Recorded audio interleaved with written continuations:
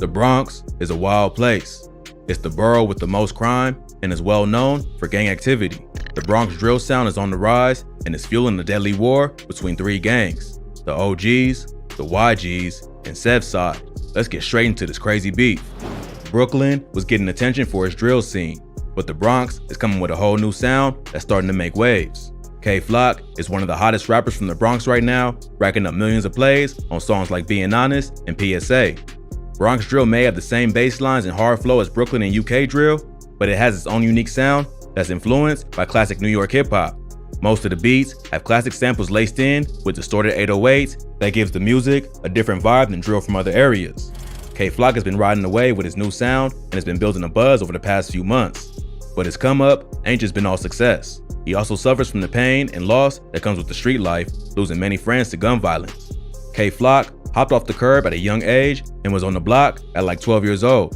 He started rapping because of his homie Dougie B, who's also a rapper and has been featured on multiple tracks. K-Flock's first official track was a remix of the 22G song, Blicky Gang Freestyle, which he titled FTO. 22Gs then gave K-Flock a shout out in a recent interview, showing love to the Bronx drill movement. In August 2021, he remixed Siggy Black's song, Dishonest, and called it Being Honest. That track quickly racked up millions of views and earned him a feature from G Herbo. There's also rumors that he recently signed a 7-figure deal and he's in a good position to take over the Bronx rap scene. But behind all of K-Flock's success is a deadly war that involves his own family members. He's from a blood set around East 187th Street in a hood known as Side. Side is made up of Mac Baller Brims and Sex Money Murder, and they cool with the Rollin' 80s Crips. Side beefs with other gangs in the area, including the OGs, or Original Goons, and the YGs, or Young Gunners. At first, these two was the same gang and controlled a few different projects around Cortlandt Ave, not far from Side. But one of the founders of the YGs crossed over another top member, so the dudes in his hood split off to form the OGs.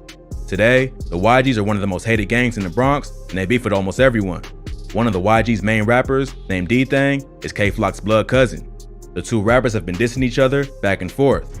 D-Thang shocked the whole hood by dropping a Chicago-style drill track called Talking Facts, where he disrespects dead ops from damn near every gang the YG's beef with. But the beef ain't start with rap. It began with multiple murders, followed by threats in music and on social media. In July 2021, a 19-year-old rapper who went by the name Ty Swish was shot in the head in the lobby of his apartment building. He ran outside after getting shot, but had been hit in the eye and quickly collapsed. A family friend and her two kids found him unconscious outside the building. He was rushed to the hospital, but he was dead at the scene. Witnesses say the gunman fled in a dark-colored four-door sedan, but was never identified. Friends and neighbors said Ty Swish was a good kid who never got in trouble, but he was allegedly from Sex Money Murder, and they would quickly even the score for his death. A few days later, 13-year-old Jerry Elliott was chased down and killed outside the Angels Cafe in the Belmont neighborhood of the Bronx. Jerry just graduated from junior high and was turning 14 later that month. But even though he was young, he already claimed to be from the Rollin' 80s Crips. He had already got arrested 8 times for robbery and assault and spent time in juvie. A friend of Jerry's said the Crips put him on when he was 10 years old and that she tried to warn him about the lifestyle, but he ain't listen. The murder was captured on surveillance footage and showed Jerry walking down the street with a friend. A black sedan is seen driving up alongside him, then coming to a stop. A masked shooter then hops out and shoots at both of them. His friend ran away, but Jerry falls and then crawls into a local cafe. He got shot in the legs and the chest and was rushed to the hospital, but later pronounced dead. Police think Jerry's death was payback for killing Ty Swish. They don't know if he was the killer, but they believe he was there at the time of the murder. Just a few hours after Jerry got chipped, the ops got their revenge and a 16-year-old got killed, and police think it was a payback hit. On Sunday, July 11th, a 16-year-old rapper named Rod G's was shot while getting into an Uber. Rod G's was from the 800 YGs, and the shooting is believed to be retaliation for the murder of Jerry Elliott. Rod G supposedly made fun of Jerry's death on social media right after it happened, and the get back was immediate. He was on his way to the studio when 2 men on scooters pulled up and started dumping shots into his Uber. The whole thing was captured on the driver's dash cam and quickly went viral on social media. The rapper got shot once before, but survived. His mom said he was trying to turn his life around and was focusing on his music career, but he didn't get that chance and instead became another casualty in this deadly war. But the case is still active and they both minors, so there ain't too much public info available. With so many deaths on all sides, the beef between the YGs, OGs, and Side was really heating up. On August 16th, K-Flock dropped the track Is You Ready, where he disses multiple rival rappers, including his own cousin, D-Thang. In the first verse, he says, Boy, ask my ops, it could get ugly. I could do shh like Ice did Sonny. This is referring to the classic film Paid in Full. In the movie, Mitch, one of the main characters played by Mekhi Phifer, has a younger brother who gets kidnapped for ransom. Mitch tries to get the money, but he gets killed by Rico, played by Cameron, who steals the drugs to pay Sonny's ransom. Sonny gets killed as a result, and come to find out, he was set up by his own uncle, Ice, who was mad at Mitch for kicking him out of the house. So in this bar, K-Flock sends a shot directly to his own cousin, D-Thang, and lets him know he's not above setting him up. The song was big in New York and even got played on Hot 97, so you can probably guess how the ops felt about this. D-Thang quickly hopped on social media and gave his thoughts on the bar, saying, "Can't wait to see Auntie now." A few weeks later, another Rollin' 80s member who was affiliated with K-Flock got murdered broad day.